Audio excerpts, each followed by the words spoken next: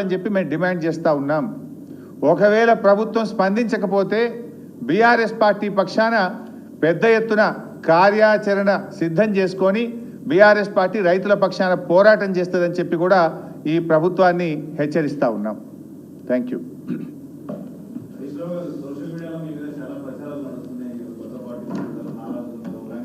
నేను ఇంత మంచిగా మాట్లాడితే నువ్వేంది?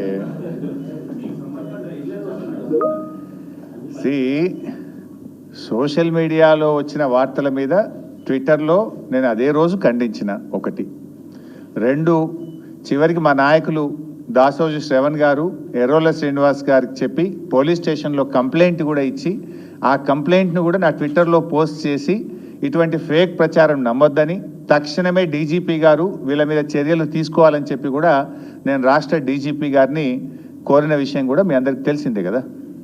ఏం రఘు గారు?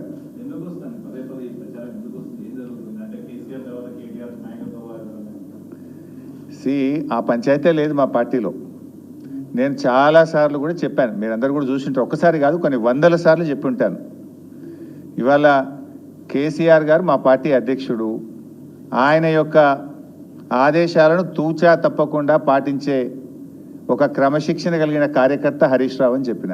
ఇది బహుశా వందల సభల్లో చెప్పిన, టీవీ డిస్కషన్స్లో చెప్పిన, ప్రెస్ మీట్లలో చెప్పిన, చిట్చాట్లో చెప్పిన, అనేక సందర్భాల్లో కూడా చెప్పిన. సో మీరు అన్నట్టు కేటీఆర్ గారికి నాయకత్వం అప్పచెప్తే స్వాగతిస్తాను. డెఫినెట్గా ఐ కోఆపరేట్. ఒక కార్యకర్తగా హరీష్ రావు పార్టీ నిర్ణయాన్ని, కేసీఆర్ నిర్ణయాన్ని ఎప్పుడైనా శిరసా వహిస్తాడు తప్ప గీత దాటే వ్యక్తి కాదు. ఇది నా 25 ఏళ్ల రాజకీయ ప్రస్థానం చూపిస్తుంది. 25 ఏళ్ళ నుంచి నేను బీఆర్ఎస్ పార్టీలో ఉన్నాను. పార్టీ జెండా పుట్టుక నుంచి ఈ రోజు వరకు కేసీఆర్ గారి అడుగుజాడల్లో వారి సూచనలకు అనుగుణంగా పనిచేసేటువంటి ఒక కార్యకర్తగా హరీష్ రావు పనిచేసిండు, రేపు కూడా చేస్తాడు. Thank you.